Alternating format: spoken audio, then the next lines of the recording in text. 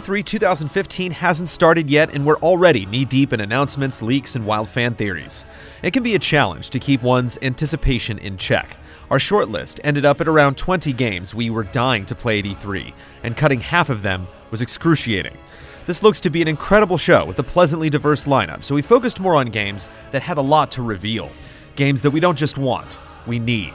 After teasing us for weeks, months, even years, all of these entries are close to confirmed to appear at E3. We'll be seeing and playing these games this week, and we're absolutely losing our minds.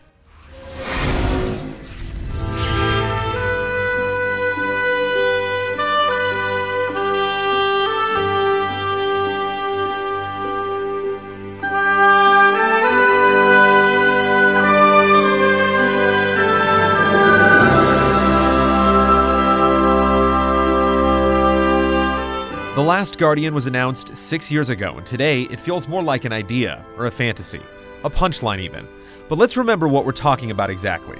This is the third game in the lineage of Ico and Shadow of the Colossus, and it's probably moved to the PlayStation 4. Of course, we're going to anticipate that. It would admittedly be higher on this list if it hadn't already broken our hearts so many times, but a couple new rumors were just the kindling we needed to stoke the flames of our burning desire.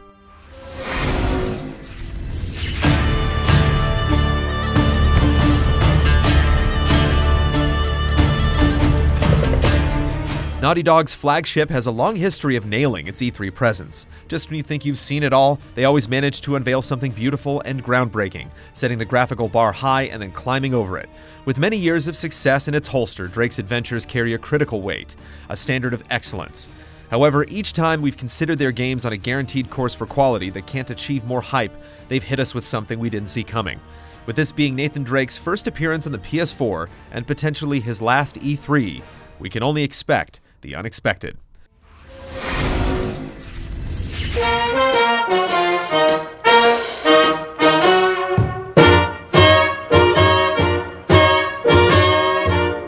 Fallout 4's debut trailer showed off a solid look at the scope of its world, but it's left us with loads of unanswered questions.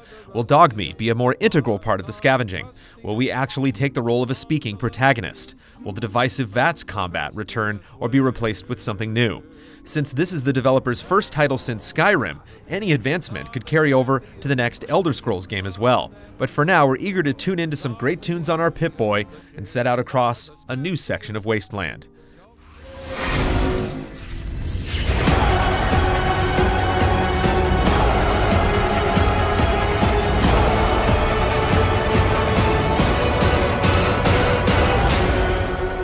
After a bizarre live Twitch countdown, Deus Ex: Mankind Divided was finally revealed with a lengthy CG trailer that showed a much more capable Adam Jensen.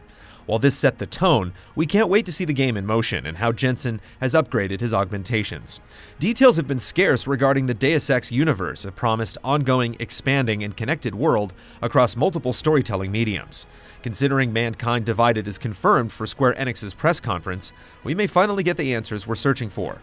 Human Revolution rose to the bar set by the original Deus Ex, and the idea that Mankind Divided may raise it again has us itching to uncover some conspiracies.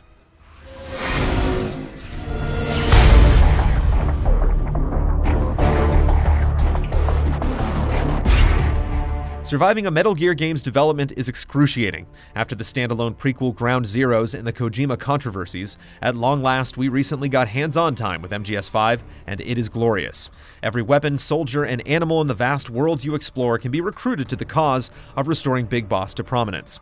It feels like a whole new type of Metal Gear game, but it still honors the legacy with a cryptic story and clever enemies. And it feels like we've only scratched the surface on what this game could be. The series always sneaks up on us at E3. Who knows what surprises are in store?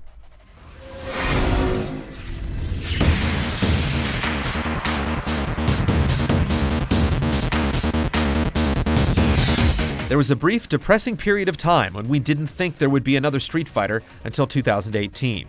Those dark days are gone, and we'll be flinging fireballs early next year. What makes Ryu's return one of our most anticipated games of E3 is that we'll actually get to see how Street Fighter has evolved. Every single change will send waves through the entire community. It may sound like hyperbole, but Street Fighter almost feels like it carries the entire genre on its back, and its success or failure could heavily influence how fighting games grow for the next several years.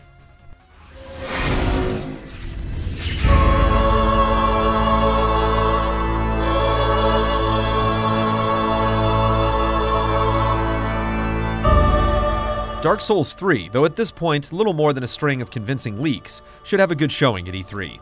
At the very least, we're looking forward to a high-quality CG debut trailer, but ideally, we'd love to see some gameplay outlining series improvements and changes. The Souls series and its most refined and high-quality successor Bloodborne have been making tweaks and changes mostly for the better since Demon Souls, and if Dark Souls 3 is back in the hands of the master, Hidetaka Miyazaki, it'll be a force to be reckoned with.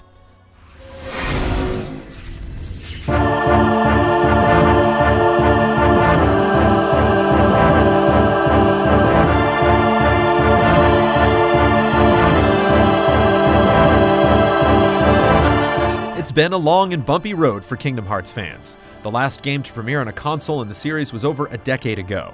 It wasn't until E3 2013 that Tetsuya Nomura finally introduced Kingdom Hearts 3.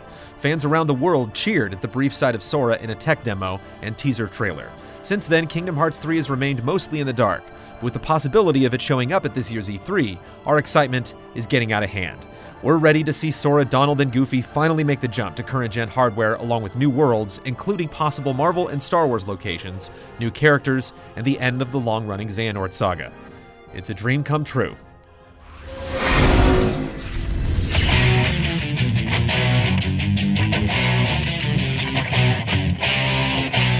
Since Persona 5's announcement, it's been a painstaking wait for any new information.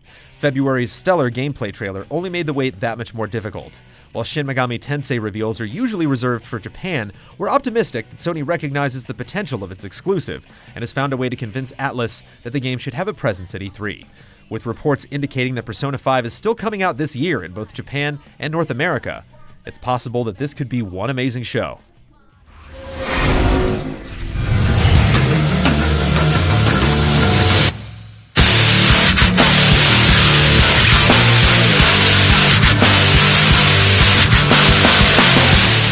It's been more than 20 years since the first Doom, and over 10 since the last major installment. We've heard off and on about this game for years, then a teaser fueled the flames of hype, and a QuakeCon demo behind closed doors miraculously never got leaked. All that adds up to volcanic levels of anticipation, especially after Bethesda has confirmed on several occasions that we can expect to see it at their showcase. It will likely be the big reveal that kicks off the entirety of E3. Beyond briefings and trailers, we want to see this damn game. We're curious how a series like Doom can compete in today's modern market of shooters, and how they plan to show off their firepower next week. The time has come again for Doom, our most anticipated game of E3 2015.